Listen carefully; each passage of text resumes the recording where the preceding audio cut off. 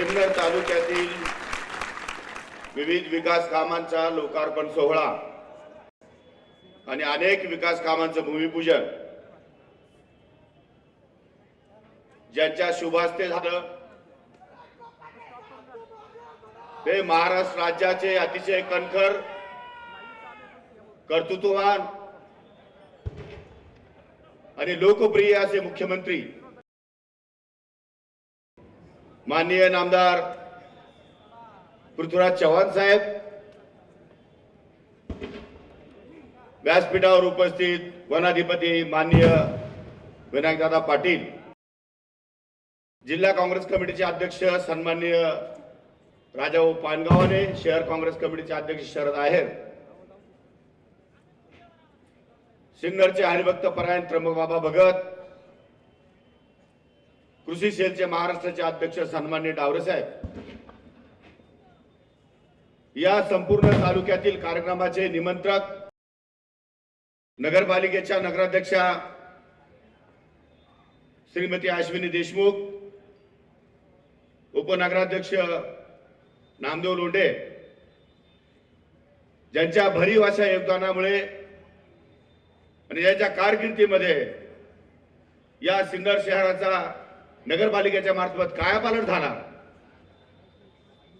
ते सिन्नर नगरपालिकेचे माजी नगराध्यक्ष विठ्ठलराजे उगले, उपनगराध्यक्ष मेहमूद दारवाला, लताताई मुंडे, पंचायत समितीचे माजी सहकारी पंचायत सभापती कर्तव्यदक्ष सभापती सन्माननीय बाळासाहेब वाघ, उपसभापती विजया जाधव, सर्व नगरपालिकेचे सन्माननीय नगरसेवक नगरसेविका, पंचायत समितीचे सर्व सन्माननीय सदस्य, जिल्हा परिषद सदस्य, जिल्हा परिषदेचे समाज कल्याण सभापती राजेश नवाळे, व्यासपीठावर निमंत्रित सर्व सन्माननीय मान्यवर, इगतपुरीच्या आमदार निर्मलाताई गावित या ठिकाणी उपस्थित होत्या, अनेक मंत्री दुपारपर्यंत या सिन्नर तालुक्यामध्ये होते, परंतु उद्या 15 ऑगस्ट असल्यामुळे सर्व मंत्र्यांना त्यांच्या जिल्ह्यामध्ये सकाळी 9 वाजता झेंडावंदनाचा कार्यक्रम असल्यामुळे नागपूर, अमरावती, औरंगाबाद अशा ठिकाणी अनेक मंत्र्यांना, धुळे अशा ठिकाणी अनेक मंत्र्यांना जायचं असल्यामुळे सोय नसल्यामुळे त्यांनी माननीय मुख्यमंत्र्याची आणि माझी या ठिकाणी परवानगी घेऊन ते या ठिकाणी निघून गेलेले आहेत आणि मग त्यांचं सर्वांचं मी अतिशय मनापासून या ठिकाणी अभिनंदन करतो, स्वागत करतो। आजच्या या समारंभासाठी तालुक्याच्या कानाकोपऱ्यातून, प्रामुख्याने इगतपुरी तालुक्यातून मोठ्या प्रमाणामध्ये शेतकरी बांधव, आदिवासी बांधव या समारंभाला या ठिकाणी उपस्थित झाले, त्यांचंही या ठिकाणी मनापासून स्वागत करतो। मित्र, आज संपूर्ण सिन्नर विधानसभा मतदारसंघाचा चेहरा मोहरा बदलला। आज आपण सिन्नर शहरातली कार्यालय बघितली तर महाराष्ट्राच्या एकाही विधानसभा मतदारसंघामध्ये अशी कार्यालय कोणी निर्माण केली नाही, हे मी खात्रीने आणि अभिमानाने सांगू इच्छितो। मध्ये पंचायत समितीचं कार्यालय असेल, ते नगरपालिकेचं कार्यालय असेल, ते सामान्य लोकांसाठी उभं केलेलं एसटी स्टँड असेल किंवा सामान्य लोकांसाठी उभी केलेली तहसील कचेरी असेल, कला रसिकांसाठी उभं केलेलं नाट्य मंदिर असेल आणि वेगवेगळे रस्ते आणि पायाभूत सुविधा या सिन्नर शहरामध्ये निर्माण करत असताना राज्य सरकार आणि केंद्र सरकारकडनं मोठ्या प्रमाणामध्ये निधी या मतदारसंघामध्ये आणण्यात आम्ही यशस्वी झालो। एवढंच नव्हे, भविष्यामध्ये होऊ घातलेल्या या सिन्नरचा विकास झपाट्याने कसा होईल, ही सिन्नर नगरी राज्यामध्ये सर्वाधिक प्रगतीने कशी पुढे जाईल आणि माझा सिन्नर तालुक्यातला शेतकरी, माझा सिन्नर तालुक्याचा तरुण बेरोजगार हा स्वतःच्या पायावर कसा उभा राहील, स्वयंभू कसा होईल, आर्थिकदृष्ट्या संपन्न कसा होईल, या दृष्टीने आपण वेगवेगळ्या योजना या तालुक्यामध्ये आणल्या। प्रामुख्याने सिन्नरला दुष्काळ भरून पिण्याच्या पाण्याची जी अडचण निर्माण होत होती, त्यामध्ये अत्यंत महत्वाकांक्षी अशी योजना 24/7 7 दिवस 24 तास पाणी 100 कोटी रुपयाची योजना केंद्र सरकारने राज्य सरकारच्या मार्फत या ठिकाणी मंजूर करून आणली माननीय मुख्यमंत्र्यांना मी धन्यवाद देतो. माझ्या सिन्नर शहरातील नागरिकांसाठी आपण स्वतः दिल्लीला येऊन माननीय नगरविकास मंत्र्यांना या ठिकाणी साकडं घातलं आणि महाराष्ट्रातली एकमेव पाणी पुरवठा योजना या सिन्नर नगरपालिकेला या ठिकाणी 100 कोटी मंजूर झाली. तिचं भूमिपूजन आज माननीय मुख्यमंत्र्यांच्या हस्ते या ठिकाणी झालेलं आहे. त्याचप्रमाणे मागे मिळालेले 12.5 कोटी रुपयाचं पाण्याच्या टाकीचं आज या ठिकाणी आपण वितरण केलेलं आहे आणि सरदवाडी भागाचा एक टप्पा 24/7 साठी आपण आज हाती घेतलाय. आज त्याचं या ठिकाणी मुळात उद्घाटन केलेलं आहे. सिन्नर शहरापुरता मर्यादित नाही तर सिन्नर तालुक्याच्या कानाकोपऱ्यामध्ये विकास झाला पाहिजे. रस्ते डांबरीकरणाने जोडले पाहिजे. गावागावामध्ये काँक्रीकरण झालं पाहिजे. गावागावामध्ये समाज मंदिर, व्यायामशाळा, त्याचप्रमाणे विद्यार्थ्यांसाठी आणि शेतकऱ्यांसाठी कृषी वाचनालय, मंगल कार्यालय अशा प्रकारच्या मोठ्या मोठ्या योजना या सिन्नर तालुक्यातल्या ग्रामीण भागाच्या प्रत्येक गावागावामध्ये आपण आणल्या. परंतु त्या योजनाने आपल्या तालुक्याचं भलं होणार नाही. खऱ्या योजना आवश्यक आहे त्या शेतीसाठी. जोपर्यंत शेतकऱ्याचा विकास होत नाही, जोपर्यंत शेती समृद्ध होणार नाही, तोपर्यंत खऱ्या अर्थाने हा तालुका समृद्ध होणार नाही. हे स्वप्न उराशी बाळगलं. दुर्दैव आपला असं आहे की आपण चारी बाजूने वरती आहोत. नाशिकवरून येताना घाट चढून वरती यावं लागतं. संगमनेरवरून येताना घाट चढून वरती यावं लागतं. संपूर्णपणे उंचावर असल्यामुळे कुठूनही पाणी आणणं आपल्याला फार अवघड आहे. कडवाच्या माध्यमातून 10-5% आपल्याला थोडा दिलासा मिळाला. गोदावरी उजवा तट कालव्यातून 2% दिलासा मिळाला. निळवंट्याची अपेक्षा आपण करतोय. भोजापूरमध्ये कुठेतरी 5-10% आपण या ठिकाणी न्याय मिळू शकलो. परंतु तरी सुद्धा अजूनही पूर्व भाग हा मोठ्या प्रमाणामध्ये दुष्काळापासून मुक्त होऊ शकत नाही. ही गोष्ट लक्षात आल्यानंतर जी कधीतरी 2-3 महिने देवनदी वाहते, तिचं वाहणारं पाणी पूर्व भागामध्ये वळवून पूर्व भागातल्या 40 गावांचा कायापालट करण्याचा निर्णय घेतला. आज या ठिकाणी मनापासून धन्यवाद दिले पाहिजे डॉक्टर नितीन राऊतांना. त्या ठिकाणी दुपारी होते, ते निघून गेले. माननीय मुख्यमंत्र्यांना मी सांगितलं, अत्यंत प्रतिकूल परिस्थितीमध्ये कदापि ही योजना मंजूर झाली नसती. अधिकाऱ्यांचा नकारात्मक कोणीही पुढाकार घेत नव्हतं. पाण्याची उपलब्धता आणि अशा अडचणीच्या काठीमध्ये सापडलेल्या ह्या 2 योजना नितीन राऊत मंत्री महोदयांनी अतिशय ताकदीने या ठिकाणी अधिकाऱ्यांना सांगितलं की या सिन्नरच्या 2 योजना मला द्यायच्या आहेत. आमदार कोकटेंचा आग्रह आहे, काही झालं तरी मला द्यायचे आहेत. तुम्हाला काय म्हणायचे ते फाईलवर म्हणा. मी तुमचं सगळं म्हणणं ओव्हरराईड करतो आणि त्या मंजूर करतो. परंतु मला योजना द्यायच्या आहेत आणि त्या योजना मंजूर केल्या. आज त्याचं या ठिकाणी भूमिपूजन झालेलं आहे. या पावसाळ्यामध्ये कदाचित परतीच्या पावसात किंवा येणाऱ्या पुढच्या पावसामध्ये सिन्नरच्या पूर्व भागातील शेकडो गावतळी, पाझर तलाव आणि सिमेंट बंधारे पाण्याने भरल्याशिवाय राहणार नाही. या बाबतीत माझ्या मनामध्ये विश्वास आहे. तालुक्यामध्ये पडलेला थेंबच थेंब कुठल्याही भागात पाऊस पडला तो कुठल्या भागामध्ये गेला पाहिजे. भोजापूरला पाऊस पडला तो वावीला गेला पाहिजे. कडवात पाऊस पडला तो वडांगळे आणि कोमलवाडी, पुतळाडीपर्यंत गेला पाहिजे. शहापर्यंत गेला पाहिजे. मिरगावपर्यंत गेला पाहिजे. आणि जर औंढेवाडी आणि दोंडबारला पाऊस पडला तो थेट खोपडीपासून तर मिरगावपर्यंत, त्यामध्ये देवपूर असेल, पंचाळे असेल, मिठसागर असेल, शहा असेल, इकडं कुंदेवाडी, मुसळगाव, कोकणी, दातली, खोपडी, कांडळवाडी, घोटेवाडी साळ्यापर्यंत थेट पाणी नेण्याची आपण योजना, अतिशय अद्भुत आणि नाविन्यपूर्ण योजना या शासनाला आपण राबवायला लावली आणि आज तिथे या ठिकाणी भूमिपूजन झालेलं आहे. माझ्या दृष्टीनं आजचा सर्वात महत्वाचा आणि सर्वाधिक विकासाच्या दृष्टीनं महत्वाचं काम जर कुठलं असेल तर सिन्नर तालुक्यातल्या पूर्व भागामध्ये 2 जे वळण बंधारे उभे केले ते सर्वात महत्वाचे. एवढंही करून थांबलो नाही. माझ्या तरुण बांधवांना आणि माझ्या तरुण भगिनींना क्रीडा क्षेत्रामध्ये नैपुण्य प्राप्त करता यावं यासाठी राज्य पातळीवरचं पुणे मुंबईच्या खालोखाल सर्वात मोठं क्रीडा संकुल सिन्नरला आज माननीय मुख्यमंत्र्यांनी भूमिपूजन केलं आणि मला सांगायला अभिमान वाटतो 100 कोटी रुपये खर्च करून ते क्रीडा संकुल उभा करणार आहे। राज्यामध्ये फक्त माननीय मुख्यमंत्र्यांनी या ठिकाणी आग्रह धरला आणि बजेटमध्ये फक्त सिन्नरला 14 कोटी रुपये मुख्यमंत्र्यांनी सिन्नरसाठी उपलब्ध करून दिले। राज्यामध्ये एकाही कॅबिनेट मंत्र्याच्या मतदारसंघामध्ये पैसे नाहीत। मी अतिशय जाणीवपूर्वक आणि जबाबदारीने आपल्या समोर स्टेटमेंट करतोय मुख्यमंत्र्यांच्या उपस्थितीत।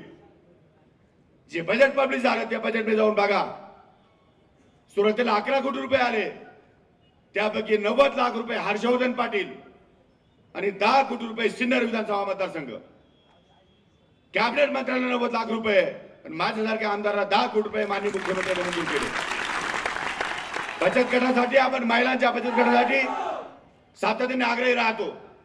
महिलांना न्याय मिळाला पाहिजे, त्यांच्या पायावर उभे राहायला पाहिजे, त्यांना कुठतरी आर्थिक सुबत्ता आली पाहिजे। कशी आहे ना सुविधा काय? नुसते बचत गट स्थापन सुविधा निर्माण होणार नाही। बचत गटाने निर्माण केलेला माल, बचत गटाने उत्पादित केलेला माल, त्याला हक्काची बाजारपेठ हवी आहे, तो माल विकायला जागा हवी आहे आणि त्यासाठी पायाभूत सुविधा नसतील तर महिला बिचारा काही करू शकणार नाही।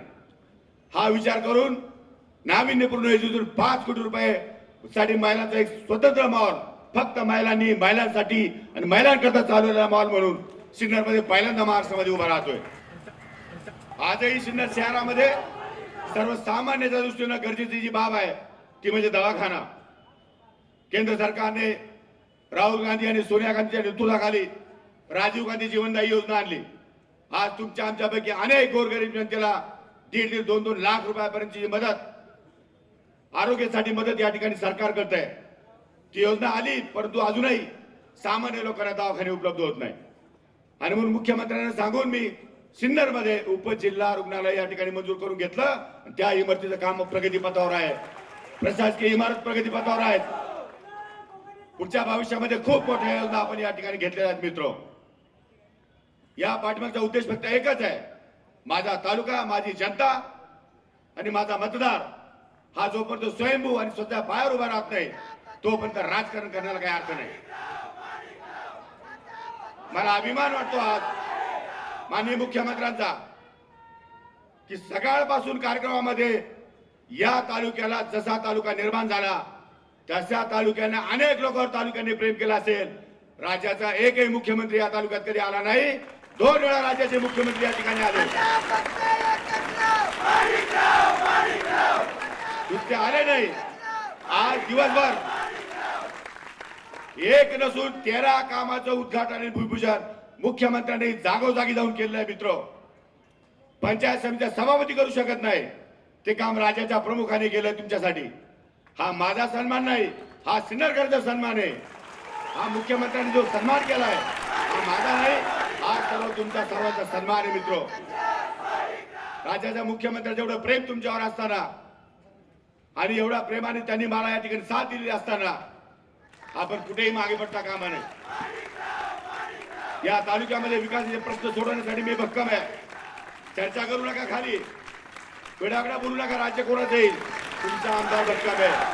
सरकार कोणाचं येऊ, मुख्यमंत्री कोणी हो, मुंबईला लाथ मारील तर सिन्नरला पाणी काढील।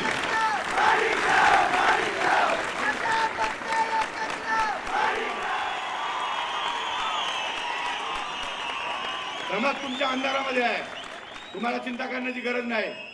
तुमचे प्रश्न माझ्यावर सोडवा, तुमच्या योजना माझ्यावर सोडवा। माझ्या आयुष्यामध्ये जे करता येण्यासारखं होतं ते सर्वस्वी तुमच्यासाठी केलंय। मी स्वतः, माझं कुटुंब, माझे घर, माझ्या पाच सगळ्या कुटुंबापासून कौटुंबिक, आर्थिक, सामाजिक आणि सर्व क्षेत्रासाठी आम्ही कधी कमी पडलो नाही। तुमच्यासाठी कायम सदैव तुमच्या सेवेमध्ये आहोत। तुमची जोडी फाटेल इथपर्यंत देण्याचा प्रयत्न केलेला आहे। आता भविष्य वेगळ्या दिशेने चाललंय। भावनेचा आणि राजकारणाचा संबंध लावू नका। भावना संस्कार आहेत। एखाद्या कार्यक्रमाला जाणं, सुखदुःखाची गोष्ट करणं हा आपला संस्कार आहे।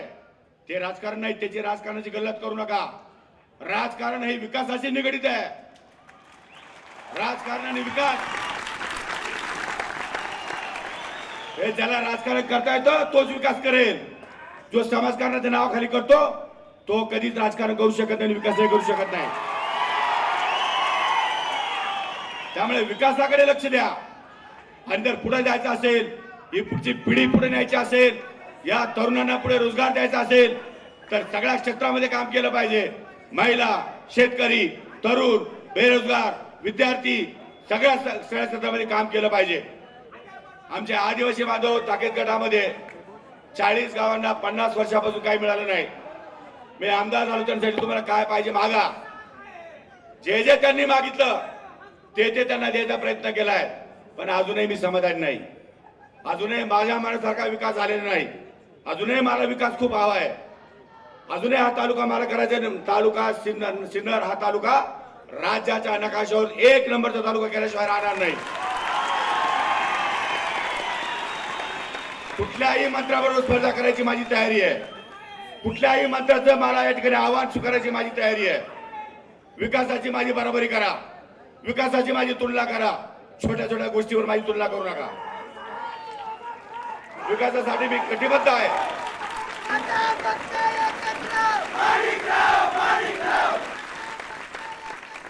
जोपर्यंत तुम्ही तुमच्या पायावर उभे राहत नाही आणि जोपर्यंत आपल्याला या ठिकाणी आर्थिक सुबत्ता येत नाही आणि जोपर्यंत आपल्या माथ्यावरचा दुष्काळीचा कलंक आपण पुसू टाकत नाही, तोपर्यंत आपण शांत बसणार नाही. जे जे करता येण्यासारखं आहे त्यापेक्षा अधिक तुमच्या कल्पनेच्या बाहेरचं, तुमच्या स्वप्नाच्या बाहेरचं देण्याची कुवत आपल्यामध्ये आहे. सरकारमधून काय आणायचं, कसं आणायचं, कोणाकडून आणायचं याची पूर्ण मला जाणीव आहे. आणि आता सिन्नरचा येवला नाही होणार. आता सिन्नरचा बारामती नाही होणार. आता सिन्नर होणार सिंगापूर. आता सिन्नर छोटी गोष्ट करू नका आणि छोटे स्वप्न पाहू नका. छोटे स्वप्न पाहून माझा अपमान करू नका. स्वप्न मोठी पहा. स्वप्न प्रत्यक्षात आणली पाहिजे. छोटे स्वप्न पाहून आपला अपमान करून घेऊ नका.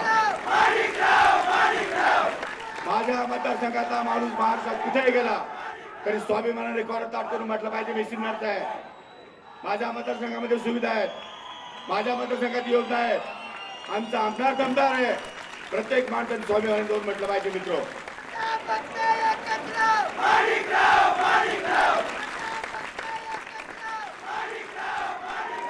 त्यामुळे आपल्याला विकासाने पुढे जायचंय आणि त्यासाठी गेली 15 वर्ष तुमची मी सेवा केली आहे. आता उद्या माझी वेळ येणार आहे. आता तुम्हाला उतराई होण्याची वेळ येणार आहे. तुम्ही आता माझ्या झोळीमध्ये काय दान टाकता ते अवलंबून उद्याच्या निवडणुकीमध्ये. तुमची झोळी पूर्णपणे भरलेली आहे, भरून खाली पडलेलं ओसंडून. आता माझ्या झोळीची वेळ आली आहे. त्याचा विचार करा मित्र. आणि या सिन्नर तालुक्याला पुढे पुढे नेण्यासाठी पुढच्या काळामध्ये आपले आशीर्वाद, सहकार्य आणि शुभेच्छा द्या एवढी विनंती करतो आणि थांबतो. जय हिंद, जय महाराष्ट्र.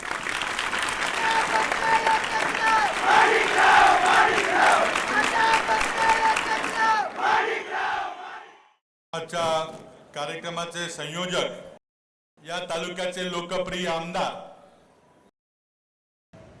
माणिकरावजी कोकाटे,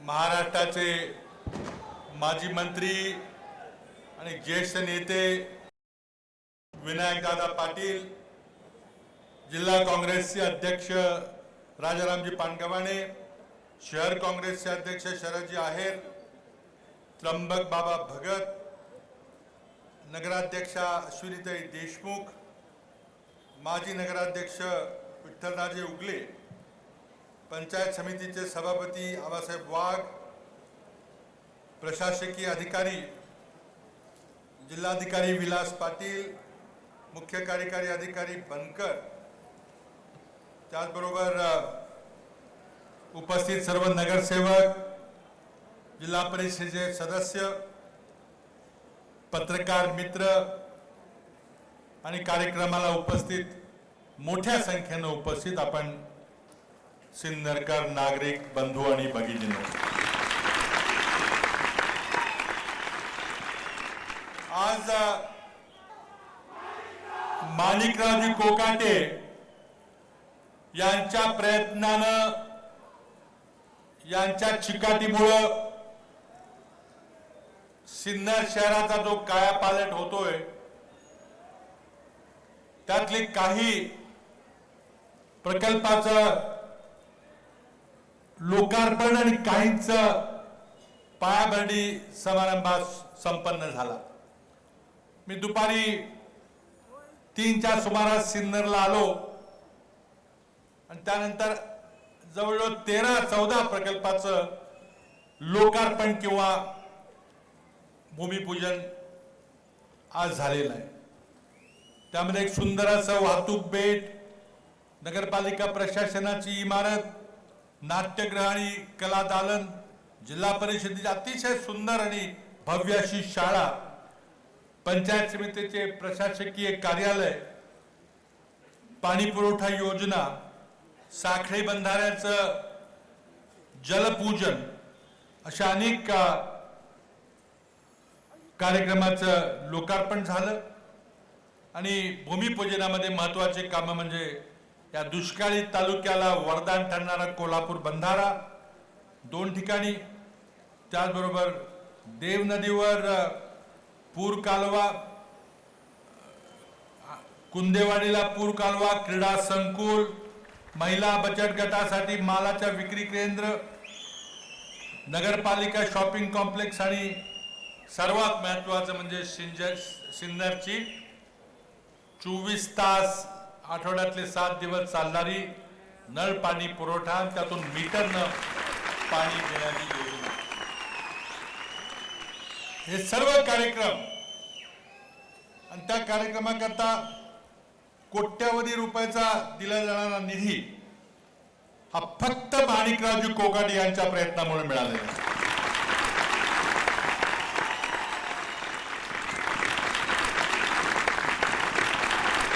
एक लोकाभिमुख, पारदर्शक, तळागाळाच्या जनतेशी मिसळणारा कार्यकर्ता जेव्हा लोक आमदार म्हणून निवडून देतात तेव्हा त्याचे परिणाम आज सिन्नरमध्ये आपल्याला पाहायला मिळतात। प्रत्येक कार्यक्रमाला मी मुद्दाम गेलो, काही भूमिपूजन होतं, काही लोकार्पण होतं। काही दिवसापूर्वी मी इथं आपल्या बीओटी तत्वावर सुरू करण्यात आलेलं एसटीचं स्थानक, राज्यातलं मला वाटतं अतिशय सुंदर असं स्थानक, त्याचं आपण या ठिकाणी उद्घाटन केलं आणि स्वतः माणिकरावनी कामामध्ये बारकाईने लक्ष घातलं आणि एक सुंदर वास्तू आज सिन्नरच्या उज्ज्वल भविष्य 21व्या शतकातलं सिन्नर शहर हे आपल्याला दिमाखाने तिथं दाखवते। त्या दर्जाचं इतर सर्व काम आपण चित्र बघितलं, रेखाचित्र बघितलं, अतिशय भव्य काम सुरू झालेलं आहे। नाशिक जिल्हा महाराष्ट्रातला एक मोठा जिल्हा आहे। नाशिकमध्ये, सिन्नरमध्ये औद्योगिकरण झालेलं आहे, औद्योगिकरणाची जुनी परंपरा आहे। इथं वैद्यकीय विश्वविद्यालयाचं केंद्र आहे, उत्तर महाराष्ट्राचं आयुक्तालय इथं आहे आणि या नाशिकच्या सर्वांगीण विकासाकरता आपण जेव्हा प्रयत्न करतोय तेव्हा काही तालुक्यामध्ये असलेली दुष्काळी परिस्थिती आपल्याला आढळून येते। आज देखील सरासरीपेक्षा अनेक जिल्ह्यामध्ये कमी पाऊस पडलेला आहे, 50% कमी, काही ठिकाणी तर 10-12% देखील पाऊस आतापर्यंत पडलेला नाही। गेली 3-4 वर्ष महाराष्ट्राला सतत दुष्काळाला सामोरं जावं लागतंय। हवामान बदलामुळे काही ठिकाणी दुष्काळ तर दुसऱ्या ठिकाणी महापूर आणि तिसऱ्या ठिकाणी गारपीट आणि कुठं चक्रीवादळ, अशा प्रकारचे हवामानातले बदल आपल्या समोर आहे। शासनानं दुष्काळाला ताकदीनं आम्ही सामोरं गेलो, मुकाबला केला। जवळजवळ 8 ते 10 हजार कोटी रुपये शेतकऱ्यांनी मदत म्हणून दिले। मग दुष्काळ असो, अतिवृष्टी असो, गारपीट असो, पण हे सगळे पैसे खर्च करत असताना ज्या ठिकाणी पडणारा पावसाचा थेंब थेंब साठवता येईल तिथं आम्ही साखळी बंधारे असतील, शेततळे असतील ते बांधायचा प्रयत्न केला. त्याचबरोबर पाण्याचं योग्य ते व्यवस्थापन व्हावं म्हणून ठिबक सिंचनाचा मोठ्या प्रमाणात वापर केला आणि त्याचे अतिशय चांगले रिझल्ट आम्हाला ठिकठिकाणी दिसत आहेत. आज या ठिकाणी आपण साखळी बंधारे ओढ्यावर बांधले, नाल्यावर बांधले. पाऊस पडला की ते भरले, पाऊस नाही पडला तर काही ठिकाणी आपण तलावाचं कालव्यांचं पाणी आणून सोडलं आणि तिथं पाणी साठवलं. दुष्काळामध्ये टँकर लागणार नाही याकरता मी काळजी घेतली. वन क्षेत्रामध्ये तळी झाली पाहिजेत. वन्यजीवन आज वन्य प्राणी खाली पाण्याच्या शोधामध्ये यायला लागलेले आहेत म्हणून वन खात्यामध्ये देखील आपल्याला तलाव करावे लागतील. त्याचबरोबर 72 साली जे जुने पाझर तलाव आपण निर्माण केले होते, मला वाटतं प्रत्येक पाझर तलावाची साईट 72च्या दुष्काळामध्ये वापरली गेली. पण त्यावेळेला काम मात्र हे फार दर्जेदार होऊ शकलं नाही, कारण त्यावेळेला रोजगार निर्मिती हे आमच्या पुढचं मुख्य उद्दिष्ट होतं. आणि म्हणून आज प्रामुख्यानं जुने पाझर तलाव दुरुस्त करणं, जुने कोल्हापूर टाईप बंधारे दुरुस्त करणं, त्याचबरोबर वन खात्यामध्ये वन्य प्राण्यांना काही तलाव पाणी मिळेल म्हणून त्याकरता व्यवस्था करणं. कारण वन खात्यामध्ये आपल्याला PWDला किंवा जिल्हा परिषदेला काम करता येत नाही, ते वन खात्यानंच करावं लागतं. हे सगळं काम अत्यावश्यक आहे. गेल्या 2 वर्षाच्या दुष्काळामध्ये महाराष्ट्रातल्या जनतेनं मोठ्या प्रमाणात शासनाला मदत केली. मुख्यमंत्री सहायता निधीमधून आम्हाला खूप पैसे मिळाले आणि ते पैसे आम्ही ठिकठिकाणी आज काही तातडीची कामं करण्याकरता वापरले गेले. आज मी या ठिकाणी या दुष्काळी भागामध्ये आज पाऊस पडतोय, अतिशय आनंदाची गोष्ट आहे. पण अनेक दिवस पावसाशिवाय आपण राहिलोय आणि पाऊस पडला की आपले सगळे जे पाणी साठवायचे जे साठवण तलाव आहे, जे स्ट्रक्चर्स आहेत ते सगळे भरतील आणि त्याचे चांगले रिझल्ट आपल्याला मिळतील. म्हणून मी आज या ठिकाणी मुख्यमंत्री सहायता निधीमधून नाशिक जिल्ह्याकरता 8 कोटी रुपये देण्याची घोषणा करतो.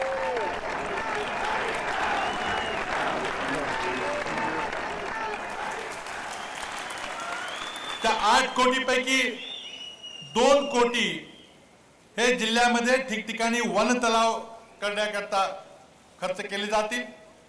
4 कोटी काही कमी जास्त करता येतील, पण 4 कोटीतून जुने पाझर तलाव आणि जुने कोल्हापूर टाईप बंधारे रिपेअर करण्याकरता खर्च केले जातील आणि राहिलेले 2 कोटी नवीन ठिकाणी जर काही बंधारे बांधायचे असेल तर त्याकरता जिल्हाधिकारी वापरतील. सर्व लोकप्रतिनिधी त्यांना आपापले प्रस्ताव देतील. 8 मात्र 1 आहे. त्यामध्ये 1 अट आहे, वनतळ्याचं वेगळं आहे, ते वनतळी फॉरेस्ट डिपार्टमेंट वन खातं त्याचा निर्णय घेईल. पण इतर ठिकाणी काम करताना ज्या गावामध्ये गेल्या 10 वर्षामध्ये एकदाही टँकर आणावा लागला होता अशा गावांनाच प्राधान्य दिलं पाहिजे. जिल्हा संबंध टँकर मुक्त आपल्याला करायचं आहे. अर्थात ज्या ठिकाणी 2 वर्ष पाऊसच पडला नाही तर अडचण होईल याची मला जाणीव आहे. पण जरी परतीचा पाऊस चांगल्या प्रकारे झाला, आता कदाचित हा परतीचा पाऊस सुरू झाला असं अपेक्षा करूया आपण, आणि एकदा पाऊस झाला की या तलावामध्ये पाणी खूप साठतं, विहिरीच्या पाण्याची पातळी वाढते आणि निश्चितपणे आज एक जे संकट आलेलं असतं पिण्याच्या पाण्याचं, गेल्या वर्षी 55 टँकरनी 13,000 गावांना आम्ही पाणी पुरवठा केला. 10 लाख जनावर आम्ही जनावरांच्या छावण्यामध्ये सांभाळली. 8 ते 10,000 कोटी आम्हाला खर्च करावे लागले. हा खर्च आपण वाचवला पाहिजे. हा विकास कामं पूर्ण करता खर्च केला गेला पाहिजे. म्हणून मोठी मोठी धरणं तर आपल्याला पूर्ण करावी लागतीलच, पण त्याचबरोबर विकेंद्रित पाणी साठा करून गावामध्ये 10-10, 15-15 साखळी बंधारे बांधून तिथल्या तिथं पाणी साठवलं पाहिजे, जिरवलं पाहिजे, वापरलं पाहिजे.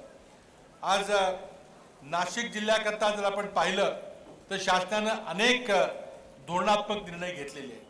आतापर्यंत अवकाळी पाऊस असेल, दुष्काळ असेल, अतिवृष्टी असेल, पिकाचं नुकसान झालं असेल, 192 कोटी रुपये अवकाळी पाऊस आणि गारपिटी करता मदत मिळालेली आहे. ती शेतकऱ्यांच्या बँक अकाउंटमध्ये पोहोचलेली आहे. त्याचबरोबर नाशिकचा कुंभमेळा त्याकरता मी वेगवेगळ्या कमिट्या नेमलेल्या आहेत. एक कमिटी माझ्या अध्यक्षतेखाली आहे. त्या कुंभमेळ्याकरता राज्य शासनाने एकूण 2379 कोटी रुपयाचा निधी निर्धारित केलेला आहे. त्याचबरोबर मी नव्या पंतप्रधानांना पत्र लिहिलेलं आहे की आपण ही केंद्र सरकारच्या माध्यमातून सरळ हातानं नाशिकच्या कुंभमेळ्याला मदत करा. त्यामध्ये अनेक कामं गोदा तीरावरची आहेत, पण त्याचबरोबर नाशिक आणि त्र्यंबक रस्त्याच्या चौपदरीकरणाचाही प्रस्ताव त्यामध्ये समाविष्ट आहे. नाशिकला ओझरला विमानतळ आहे, पण ते डिफेन्सचं आहे, संरक्षण खात्याचं आहे. ते आता खाजगी विमानांना वापरता यावं म्हणून तिथं 85 कोटी रुपये खर्च करून एक एअरपोर्ट टर्मिनल बिल्डिंगचा प्रकल्प पूर्ण झालेला आहे. त्याचबरोबर जिल्हा नियोजन समितीने सर्वसाधारण योजना आणि आदिवासी उपाययोजनेच्या माध्यमातून 675 कोटी रुपयाची योजना 2014-15 करता मंजूर केलेली आहे. पुण्याच्या सावित्रीबाई फुले पुणे विद्यापीठाची 2 उपकेंद्र, एक नगरला आणि दुसरं या ठिकाणी नाशिकला गेल्या आठवड्यातच मंत्रिमंडळानं मंजूर केलेला आहे. आणि त्यामुळे नाशिक कॅम्पस आता विकास होण्याकरता 100 एकर जागेवर विकास होण्यामध्ये काही आता अडचण राहणार नाही. त्याचबरोबर आज मी दुपारी आलो होतो. एका दिवशी राज्यामध्ये 3078 साखळी बंधाऱ्याचं, सिमेंट नाला बंधाऱ्याचं लोकार्पण संबंध राज्यभर करण्यात आलं. आज नाशिक जिल्ह्यामध्ये 162 सिमेंट बंधारे एका वेळी एका दिवशी त्याचं उद्घाटन लोकार्पण करण्यात आलं. आणि त्यातून दुष्काळावर कायमस्वरूपी मात करण्याकरता आपल्याला मदत होणार आहे. या सिमेंट बंधाऱ्यामध्ये सिन्नरमध्ये 31 बंधारे, चांदवडमध्ये 16, नांदगावमध्ये 35 बंधारे सामील आहेत. या ठिकाणी आम्ही बरेच वाढत्या नागरीकरण होतंय. त्या नागरीकरणाला सामोरं जाण्याकरता अनेक आम्ही निर्णय घेतलेले आहेत. मी आपला फार वेळ घेणार नाही, पण अनेक महत्त्वाचे निर्णय, उदाहरणार्थ मराठा समाजाला आणि मुस्लिम समाजाला आरक्षण देण्याचा क्रांतिकारक निर्णय आम्ही घेतला. अनेक वर्षापासून हा निर्णय प्रलंबित होता. त्याचबरोबर आज शहरामध्ये जिथं विकास आराखडा झालेला आहे त्या ठिकाणी एनए परमिशन करता, बिगर शेती परवानगी करता जो त्रास होत होता तो त्रास कमी करण्याकरता आता जिल्हाधिकाऱ्यांची पूर्व परवानगीची काढून टाकलेली आहे. त्याचबरोबर आज रमाई योजना दलितांच्या करता आणि शबरी योजना आदिवासी बांधवांच्या करता, आणि त्याचबरोबर राजीव योजना ही ओबीसी आणि सामान्यांच्या करता ही योजना राज्य सरकारने नुकतीच जाहीर केलेली आहे. आणि या योजनामध्ये ग्रामीण भागामध्ये 70,000च्या ऐवजी 1 लाख रुपये आज निधी देण्यात येणार आहे. राज्यामध्ये वाढत्या नागरीकरणाची समस्या असेल, कोरडवाहू शेतीला शाश्वत रूप देण्याचा प्रयत्न असेल, किंवा जरी दुष्काळ पडला तरी टंचाई निर्माण होणार नाही याकरता आमचे प्रयत्न असतील. या सर्व प्रयत्नांच्या करता राज्य शासनाने गेल्या 5 वर्षामध्ये जे काम केलेलं आहे ते काम आपण लोकांच्या पर्यंत पोहोचवलं पाहिजे. आज माणिकरावजींनी जे काम केले, सिन्नरमध्ये जे काम केले ते देखील महाराष्ट्रात पसरलं पाहिजे. कामसू आमदार, कर्तव्यदक्ष आमदार आज किती काम करू शकतो त्याचा प्रचार प्रसार केला पाहिजे. तर प्रचार प्रसार जाहिरात केली नाही तर कुणाला कळणार नाही. एखादा बाहेरचा पाहुणा इथं आला आणि त्याने पाहिलं तर त्याला मग लक्षात येईल, त्याला कळेल, त्याचे डोळे दिपून जातील. पण त्यांनी सिन्नरला जो आला नाही, सिन्नरच्या आमदारानं किती ताकदीनं काम केलेलं आहे, किती पैसे खेचून आणलेले आहेत आणि किती चांगल्या दर्जाचं काम केलेलं आहे ते करणं गरजेचं आहे.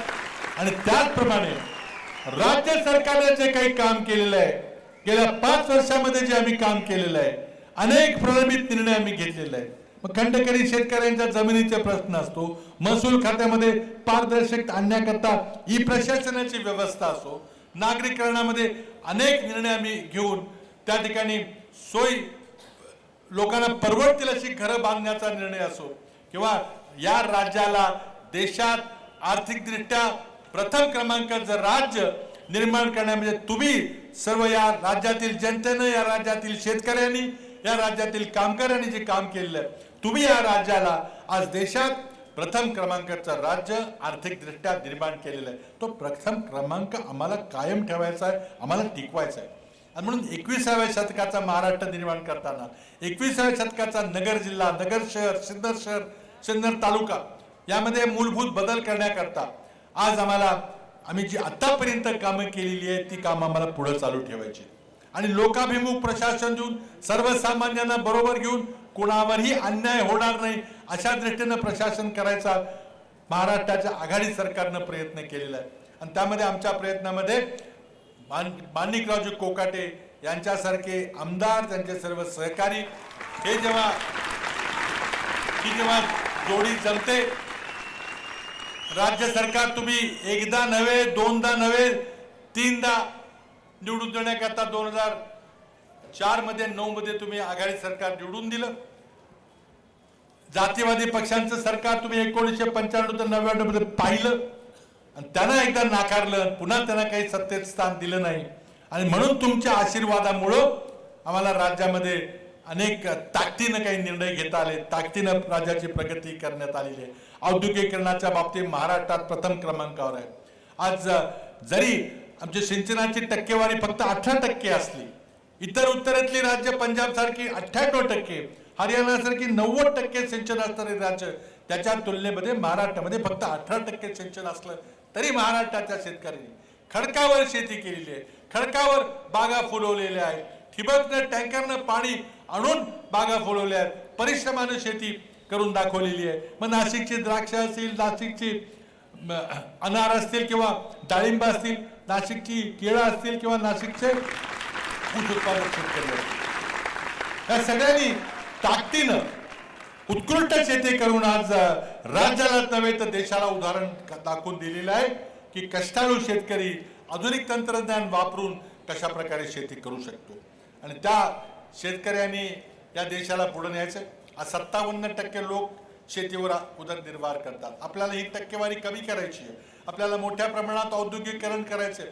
नाशिक सिन्नर बेल्ट आहे, त्यामध्ये मोठे मोठे उद्योग आकृष्ट करायचे आणि म्हणूनच दिल्ली मुंबई इंडस्ट्रियल कॉरिडॉर सारखा देशातला सर्वात महत्वाकांक्षी औद्योगिकरणाचा प्रकल्प, ज्या माध्यमातून उत्तर महाराष्ट्रामध्ये अनेक सुविधा, अनेक औद्योगिक महानगर, अनेक उद्योग या ठिकाणी येणार आहेत.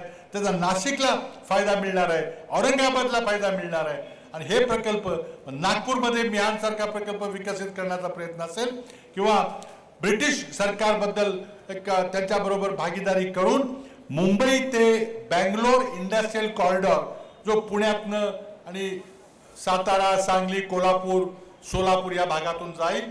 एका बाजूला दिल्ली मुंबई कॉरिडॉर उत्तर महाराष्ट्राकरता आणि मुंबई बँगलोर इंडस्ट्रियल कॉरिडॉर हा दक्षिण पश्चिम महाराष्ट्राकरता असे मोठ्या औद्योगिकरणाचे प्रकल्प देखील आम्हाला करायचे. ही सगळी कामं आम्हाला वेळेत पूर्ण करायची, त्याकरता आम्हाला तुमचा आशीर्वाद आहे.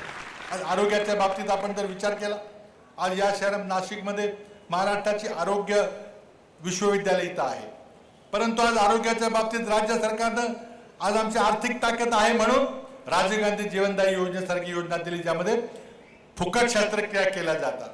आज एक अतिउत्कृष्टाची रुग्णवाहिका तुम्ही जर नुसता एक फोन केला की तुमच्या दारात 10-15 मिनिटांमध्ये रुग्णवाहिका येईल, रोग्याला हॉस्पिटलमध्ये घेऊन जाईल. ब्लड ऑन कॉल फोन केला की तुम्हाला ज्या रक्तगटाचं रक्त पाहिजे ते हॉस्पिटलमध्ये येऊन पोहोचेल, रोग्याला रक्त मिळेल. बाल स्वास्थ्य योजनेच्या माध्यमातून सर्व अंगणवाडीची मुलं असतील, बालवाडीतली मुलं असतील, प्राथमिक शाळेतली मुलं असतील, प्रत्येकाची वैद्यकीय चाचणी होईल. एखाद्याला काही बाल रोग, बाल विकार झाला असला तर ताबडतोब त्याच्यावर शस्त्रक्रिया करून पुढच्या जीवनामध्ये त्याला काही धोका निर्माण होणार नाही, याची योजना आम्ही केलेली आहे. फुकट औषधं देण्याची योजना अजून बऱ्याच लोकांना माहिती नाही की ग्रामीण भागामध्ये 400 प्रकारची जीवनावश्यक औषधं आता फुकट दिली जाणार आहेत. राज्य शासनाच्या तर्फे दिली जाणार, तुम्हाला एक पैसाही द्यावा लागला. हे योजना आम्ही करू शकतो. अन्न सुरक्षा कायद्यामुळं आज खऱ्या अर्थानं इंदिराजींचं गरिबी हटवाचं स्वप्न आज आम्ही पूर्ण केलेलं आहे आणि त्यामुळं कोणीही उपाशी पोटी राहणार नाही याची व्यवस्था आज अनेक कार्यक्रम राबवताना मग केंद्र सरकारचे, UPA सरकारचे कार्यक्रम असेल ते प्रभावीपणे राज्य सरकारनं राबवलेली आहेत. राज्य सरकारनं आपल्या ताकदीवर अनेक कार्यक्रम इथं राबवलेले आहेत. त्याचबरोबर गावांचा, शहरांचा, तालुक्यांचा मी विकास केलेला आहे. अनेक तालुके महाराष्ट्रातले जवळजवळ 138 तालुके होते, ज्या तालुक्यांचं मुख्यालय असलं तरी त्या ग्रामपंचायती होत्या. आम्ही मंत्रिमंडळामध्ये एक सरळ निर्णय घेतला की ज्या ठिकाणी तालुका मुख्यालय आहे त्या ठिकाणी त्याला आपोआप नगरपंचायतीचा किंवा नगरपालिकेचा दर्जा दिला जाईल. आणि एका क्षणामध्ये 138 ग्रामपंचायतींना आम्ही 138 नगरपंचायती आणि नगरपालिकांचा दर्जा दिला. त्यांना पैसे आम्ही दिले, हद्दवाढी केल्या. ग्रामीण भागामध्ये, शहरी भागामध्ये आम्ही त्या ठिकाणी सक्षमता येईल, त्यांची स्वायत्ता कायम राहील याकरता आम्ही प्रयत्न केलेले आहेत आणि आम्ही प्रयत्न पुढं करत राहणार आहोत. त्यामुळं आज मदतीला जर एक सक्षम आमदार माणिकराव कोकाट्यासारखा असला, त्या ठिकाणी तुम्ही निवडून दिलेली नगरपालिका असली, एक सुरात सगळं जर काम चाललं असलं, राज्य सरकार, नगरपालिका, आमदार, तर निश्चितपणे राज्याचा विकास व्हायला, प्रचंड वेगानं विकास व्हायला काही अडचण येणार नाही. आज या ठिकाणी आपण आम्हा सर्वांना बोलवलं, आमचं स्वागत केलं. आज सिन्नरचा झालेला विकास जवळून पाहायची संधी मिळाली, माणिकराव कोकाट्यांचं काम पाहायची संधी मिळाली आणि मला खात्री आहे की तुम्ही येणाऱ्या निवडणुकांच्या मध्ये असा लोकप्रतिनिधी मागच्यापेक्षा जास्त बहुमतानं पुन्हा निवडून द्याल आणि सिन्नर शहराचा विकास, सिन्नर तालुक्याचा विकास, सिन्नर तालुक्याची, सिन्नर शहराची राहिलेली विकासाची कामं वेगानं पूर्ण करण्याकरता मदत करणार. मला खात्री आहे. तुम्हाला या निमित्तानं उद्या स्वातंत्र्य दिनाच्या निमित्तानं मी माझ्या शुभेच्छा देतो आणि आपली सर्वांची रजा घेतो. जय हिंद, जय महाराष्ट्र.